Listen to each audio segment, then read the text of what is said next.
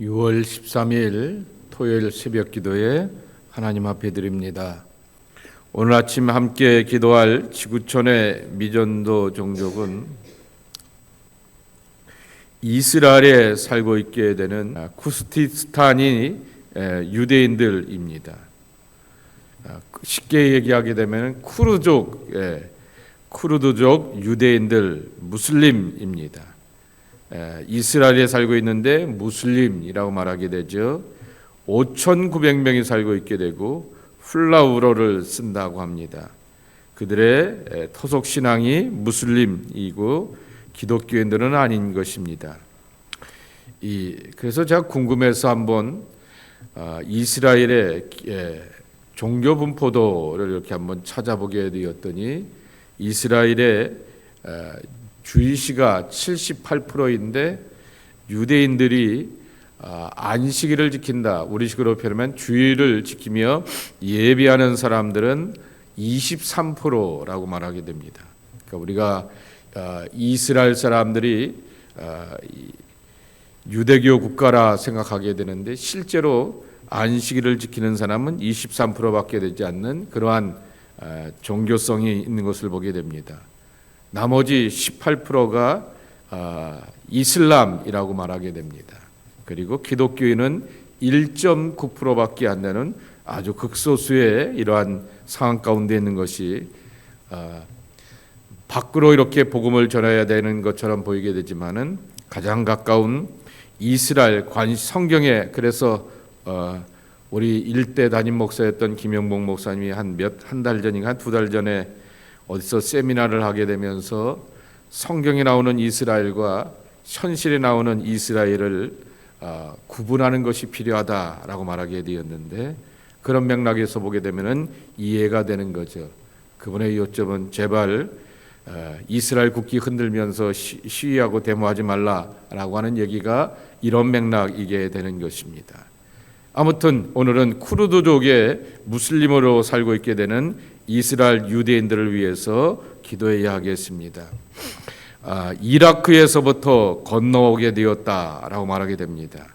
1949년서부터 52년까지 이스라엘이 정착하게 되면서 지금 1년의 공수작전을 통하여서 12만 명의 이라크의 사람들이 쿠르디안 유대인들이 건너오게 되었고 그리고 자기들은 무슬림으로서 사는 것에 대한 유대인인데도 불구하고 무슬림으로 이슬람의 신앙을 갖고 있는 것에 대한 정체성을 갖고 있는 것을 보게 됩니다. 예루살렘 남부 카다모님 지역에 많이 거주하게 되면서 그 안에서 회당을 짓게 되고 또 학교를 운영하게 되면서 유대인들의 회당은 또 유대인의 가르침 아니겠습니까? 아주 이중적인 이렇게 모순을 갖고 있게 되는 그들의 삶인 것을 보게 됩니다. 구약의 성경이나 그러한 것에 대하여서 관심이 없게 되고 다만 성공과 경제적인 안정에 대하여서만 관심이 있다 말하게 됩니다. 그들에 대하여서 우리가 더욱더 많은 기도가 필요하게 되고 지금의 이스라엘에 대하여서 기도가 많이 필요한 것을 보게 됩니다. 구원에 관한 예언이 예수님을 통하여서 성취된 것을 그들이 받아들이면서 유대교가 아닌 기독교의 하나님을 만나고 기독교에서 소개하는 예수 그리스도를 만날 수 있는 기쁨과 생명이 그들에게 넘쳐날 수 있도록 유대인이면 늘 입버릇처럼 말하게 되는 샬롬, 이 평안이 하나님의 은혜 안에서 그리스도 안에서 얻어지는 것을 깨닫고 경험할 수 있도록 위해서 기도해 주시길 바랍니다. 훌라울러라고 하는 언어를 사용하게 되는데 성경이 그들의 언어로는 아직까지 번역이 되어 있지 않다고 합니다. 위해서 기도해 주시기 바랍니다. 고린도전서 8장의 말씀입니다. 1절서부터 끝절 13절까지의 말씀입니다. 우상의 제물에 대하여는 우리가 다 지식이 있는 줄을 아나 지식은 교만하게 하며 사랑은 덕을 세우나니 만일 누구든지 무엇을 아는 줄로 생각하면 아직도 마땅히 알 것을 알지 못하는 것이요 또 누구든지 하나님을 사랑하면 그 사람은 하나님도 알아주시느니라. 그러므로 우상의 제물을 먹는 일에 대하여는 우리가 우상은 세상에 아무것도 아니며 또한 하나님은 한 분밖에 없는 줄 아노라. 비록 하늘에나 땅에나 신이라 불리는 자가 있어 많은 신과 많은 주가 있으나 그러나 우리에게는 한 하나님 곧 아버지가 계시니 만물이 그에게서 났고 우리도 그를 위하여 있고 또한 한 주 예수 그리스도께서 계시니 만물이 그로 말미암고 우리도 그로 말미암아 있느니라.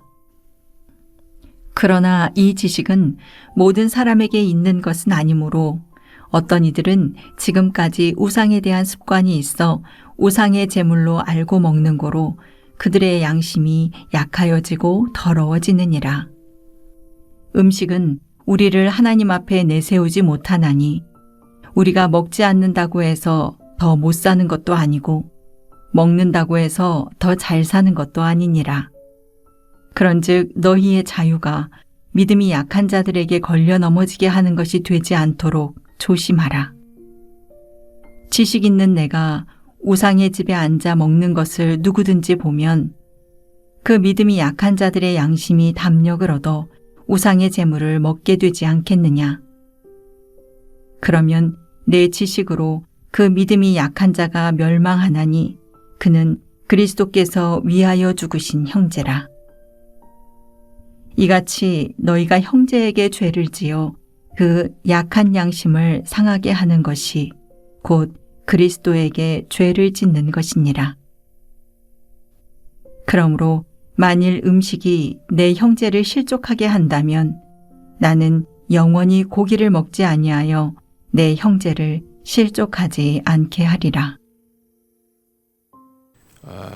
오늘 고린도전서 8장의 말씀은 우상 숭배보다는 우상 숭배 가운데 바쳐지게 되었던 제물에 관한 이야기인 것입니다.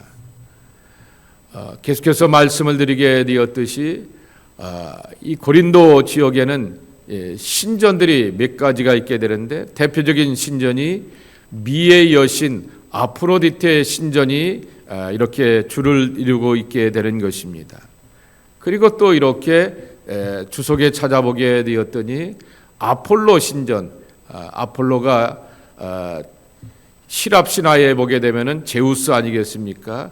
가장 신들 가운데 뛰어난 신이라 말하게 되는 제우스를 숭배하는 신전도 있게 되었고, 특별히 고린도 지역은 여신을 섬기는 신전들이 아프로디테 말고 다른 신들을 섬기는 신들이 가득하게 되었던 것입니다.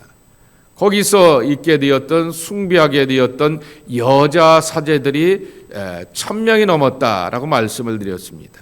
근데 그 사람들이 공적 창녀들이었다라고 이렇게 말씀을 드렸습니다. 그래서 이 성적 타락이 있게 되었는데, 그래서 인구 분포들을 한번 찾아봤어요. 바울 당시에 고린도 지역의 인구가 70만이라고 말합니다. 여러분 한번 생각해 보세요. 용리전이 한 70만 되지 않습니까? 그러니 용리전에 있는 사람들이 살고 있는 도시라 생각하게 되면 굉장히 지금처럼 집을 꼭꼭하게 빽빽하게 적겠습니까? 그렇지 않고 띄엄띄엄 접어놓았는데 70만 인구라고 하게 되면 엄청나게 많은 인구라고 하는 것입니다.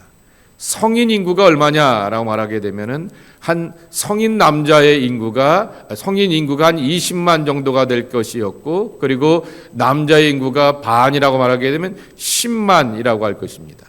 10만의 남자들 가운데 창녀들이 1000명이나 존재한다라고 하는 것입니다. 그러니 굉장히 성적인 타락이 있게 되었던 것이죠.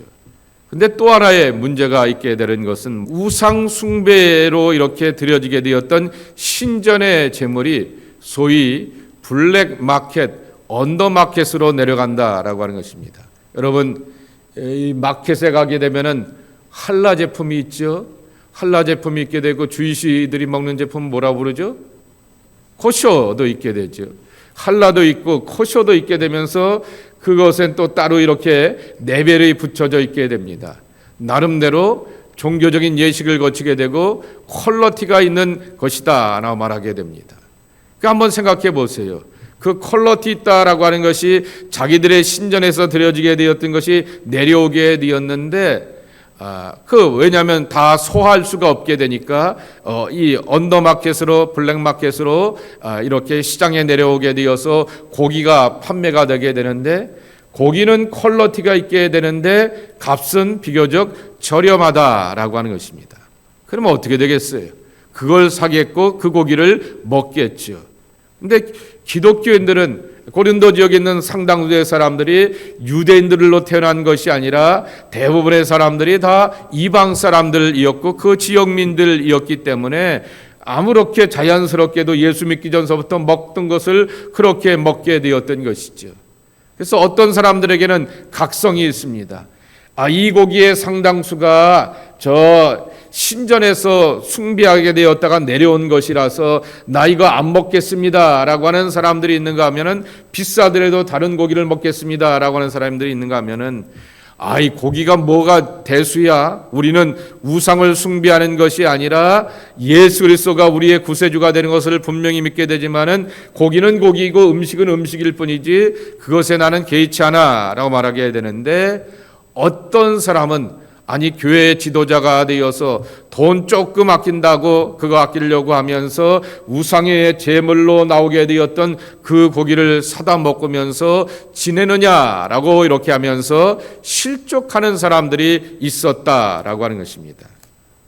어제 7장에도 이렇게 말씀을 드리게 되었던 것처럼 너희가 7장 1절에 보면 이런 말씀이 있어요. 너희가 쓴 문제에 대하여서 내가 말하겠다라고 말하게 됩니다.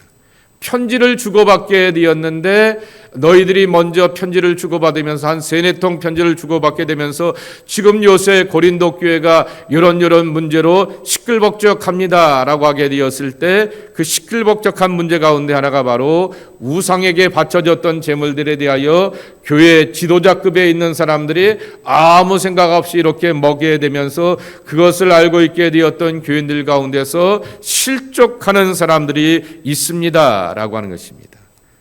그러자 바울이 1절에 이렇게 말하게 되는 것입니다. 이게 오늘 본문의 말씀의 전부 내용이고 또 14절에 있는 말씀이 결론입니다. 함께 다시 한번 1절만 읽어보겠습니다. 우상의 제물에 대하여는 우리가 다 지식이 있는 줄을 아나 지식은 교만하게 하며 사랑은 덕을 세우나니 그러한 모든 과정들을 알게 되면서 나는 개의치 않습니다 라고 하게 되면서 그것에 대하여서 나름대로 이렇게 스스로가 잘 극복하고 있고 이렇게 감당할 수가 있기 때문에 나 우상숭배 결코 하는 것이 아니라 그리스도가 나의 구세주가 되시는 것에 대한 분명한 신앙 고백이기 때문에 내 마음대로 할 수 있습니다 라고 말하게 되지만은 그렇게 처신하게 되었던 교회 지도자들로 인하여서 누군가가 실족하게 된다고 하게 되면은 그것은 바로 교만한 것이다 라고 이렇게 말하게 되는 것입니다. 교만하다라고 하는 말은 시라버로 푸시오라고 하는 말입니다. 이 푸시오라고 하는 단어는 부풀어 오르다입니다. 그런데 모처럼이라고 하면은 풍선처럼 부풀어 오르다라고 하는 것입니다. 자, 여러분 생각해 보세요. 풍선은 어떻게 돼요? 손대면 터져요. 그런 것이 바로 교만이다라고 하는 것입니다. 그것이 바로 교만하게 되어서 내가 우쭐하게 되지만은 그러나 툭 터져서 빵 터지게 되면은 나도 깜짝 놀라게 되고 주변에 있는 사람들도 깜짝 놀라게 하는 것이 바로 교만의 실체라고 하는 것입니다. 반면에 사랑은 덕을 세우나니라고 하는 덕이라고 하는 것입니다. 이 덕이라고 하는 말은 오이코도메오라고 하는 말인데요. 건설하다, 세우다라고 하는 그러한 뜻을 담고 있게 됩니다. 그러니 덕을 세운다라고 하는 말은 같은 뉘앙스인 것을 알게 되는 것이죠. 공동체를 세우게 되고 서로를 세워주게 되고 존중하게 되면서 좌절의 사람이나 실족의 사람이 아니라 용기를 갖고 믿음의 확신을 가지면서 서로를 향하여서 너와 함께 권면하면서 함께 도모할 수 있는 사람이 바로 이렇게 덕의 사람이라고 하는 것입니다.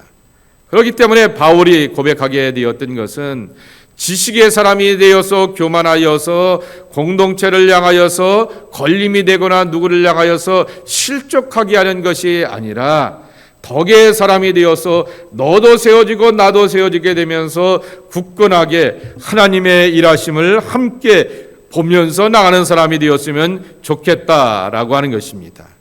우리는 4절 말씀에도 있는 것처럼 우상은 세상에 아무것도 아니요 라고 그렇게 바울이 고백하게 되었듯이 지식이 있는 사람도 그렇게 알게 되었고 바울도 권면하게 되지만은 우상은 하나님 앞에서 쓸데없는 것, 우테이스라고 하는 헛것, 아무것도 아닌 것이다 라고 하는 것을 분명하게 한다라고 하는 것입니다.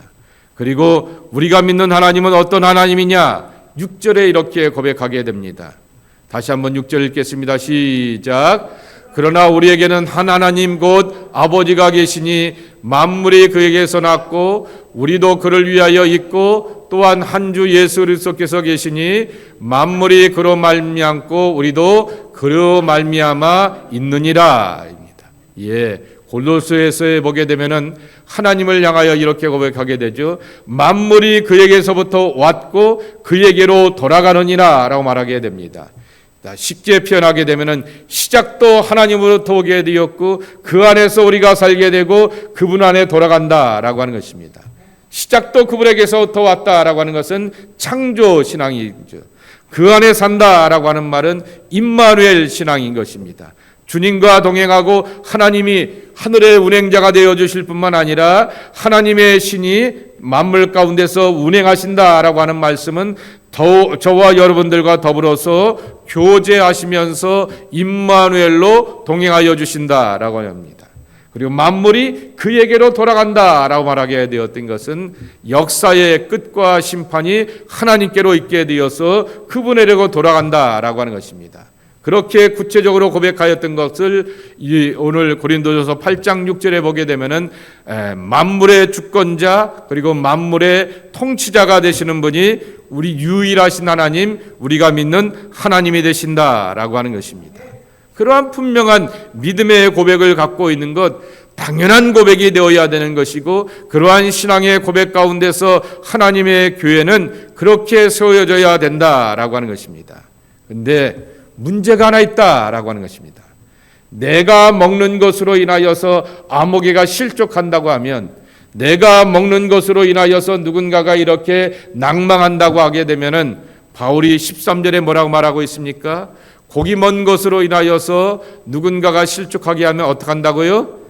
영원히 고기를 먹지 않고 내 형제를 실족하지 않겠다라고 하는 것입니다. 요새는 채식주의자들이 많게 되지만은 채식주의자들을 위해서 하는 게 아니라 이거를 현실교회에다가 적용하게 되면은 술, 담배입니다. 성경에는 담배 이야기가 있어요, 없어요? 그러니까 담배를 그래서 성경이 없는 거니까 담배 펴도 되는 거죠. 성경이 없는 건데 왜 담배 피면은 뭐가 문제가 되는 거예요? 성경이 없는데. 근데 우리가 유추 해석하지 않습니까? 너희 몸이 하나님의 뭐예요?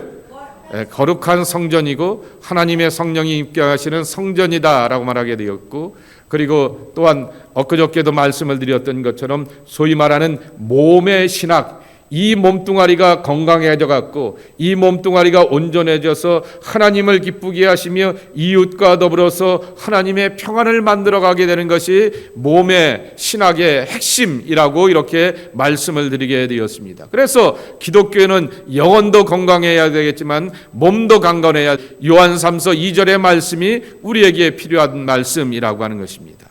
그리고 또 이렇게 누가 말하게 됩니다. 성경에 보게 되면 포도주 이야기도 많이 나오게 되고, 심지어는 예수님은 물이 변하여 포도주가 만드는 기적도 행하시게 되었는데 포도주를 마시는 것이나 술을 마시는 것이 문제가 있겠습니까? 라고 말하게 됩니다. 그러나 술로 인하여서 오게 되었던 부작용에 대하여서 의학이 말하지 않습니까? 그래서 현대 요새인들이 과학과 의학을 신봉한다고 하게 되면 술, 담배의 무용론에 대하여서 잘 알고 있고, 그렇기 때문에 그것을 따라서 우리가 굳이 요새는 교회에 대해서 술, 담배에 강조하지 않게 되지만은 감리교 교리와 장정에 보게 되면은 술 담배를 향하여 하게 되었을 때 교회의 지도자가 될 수가 없음을 분명하게 말하고 있는 것을 보게 되는 것입니다. 그것이 바로 누군가에게 있어서 실족하게 되고 덕이 되지 않는다라고 하게 되면은 바울의 이 자세가 우리에게 필요하다라고 하는 것입니다. 영원히 먹지 않겠다라고 하면서 영원히 끊어버리겠다라고 하는 그러한 마음과 권면이 있어야겠다라고 하는 것입니다. 12절에도 보게 되면은 만일 너희가 형제에게 죄를 지어 그 약한 양심을 상하게 하는 것이 그리스도에게 죄를 짓는 것이니라 말하게 됩니다.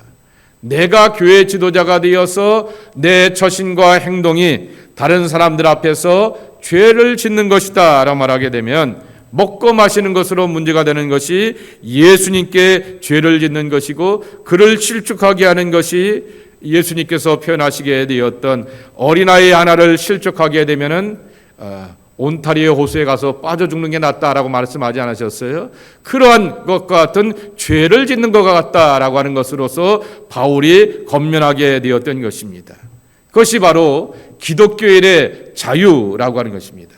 갈라디아서 5장에도 보게 되면은 그리스도인의 자유를 말하게 되었지만은 내가 예수 그리스도 안에서 모든 정죄와 과거의 굴레와 그리고 모든 심판과 판단 가운데서 자유자가 되게 되었지만은 하나님의 은혜를 누리게 되었던 그 자유의 기쁨은 모든 사람들을 위한 자유가 되어야 한다라고 하는 것입니다. 내가 자유롭게 행동하게 되는데 아무개가 나를 보고 실족하게 되고 낭망한다라고 하게 되면 그것에 대하여서 조심하고 바르게 처신하는 믿음의 덕을 세울 줄 아는 사람들이 우리가 되어야 하겠다라고 하는 것입니다. 오늘 주셨던 말씀을 기억하게 되면서 하나님의 은혜는 내게 임하는 은혜이기도 하게 되지만은 내게 주셨던 은혜는 내 옆 사람과 주변 사람들을 향하여서 덕이 되는 그러한 복된 은혜가 있어야 한다라고 하는 것입니다. 어저께 저녁에 나누게 되었던 이 강사 목사님의 이야기와 같이 이것이 교회 안에서 이루어져야 될 진정한 펠로십, 코이노니아, 친교라고 하는 것입니다. 뭐 같이 먹고 마시고 교제하는 것이 친교가 아니다라고 하는 것입니다. 너도 세워주고 나도 세워주고 너도 덕이 되고 나도 덕이 되는 것, 우리가 함께 하나님의 덕을 나누게 되는 것이 진정한 친교의 참정신인 것을 기억하며 그러한 성숙한 신앙으로 나가는 하나님의 사람들이 저와 여러분의 모습이 되기를 예수님의 이름으로 간절히 축복합니다. 하나님 감사합니다. 오늘도 함께 기도하며 하루를 출발하는 우리의 신앙이 되게 하여 주시니 감사합니다. 바울이 말하게 되었듯이 예수 그리스도 안에서 우리 모두는 자유를 누리게 되었습니다. 믿음의 아버지적 기쁨과 생명을 누리게 되었습니다. 죽을 수밖에 없는 죄인이 아니라 구원받은 하나님의 아들이 되고 딸이 되어서 생명의 존재로 살아가게 됩니다. 매이지 않는 우리의 삶이 되게 되지만은 그러나 서로를 향하여서 존중하고 세워주며 믿음의 덕을 세워갈 줄 아는 성숙한 신앙인이 우리가 되어야 하겠습니다. 정말 덕스럽다라고 말하게 되었던 이 믿음의 덕을 세워가게 되며 공동체를 세워가게 되며 그 가운데서 일하시는 하나님의 역사와 은혜를 함께 맛보는 하나님의 사람들이 우리가 섬겨가는 이 강림 공동체가 되게 하여 주시옵소서. 주께서 주시게 되었던 복과 은혜로 우리가 살아가는 아름다운 신앙의 기쁨이 이 제단에서 임하게 하여 주시어서 하나님의 교회 안에 복이 넘쳐나게 하여 주시어서 복의 사람들이 있게 하여 주시옵시고 또한 하나님으로부터 축복받은 것은 서로에게 나눌 수 있고 섬길 수 있는 덕의 사람이 되게 하여 주시옵시고 내가 말하고 행동하고 처신하는 것이 덕스러워야 하겠습니다. 믿음의 아름다운 덕들을 세워갈 수 있는 축복의 사람들이 우리 모두가 되게 하여 주옵소서. 예수님의 이름으로 축복하며 기도합나이다. 아멘.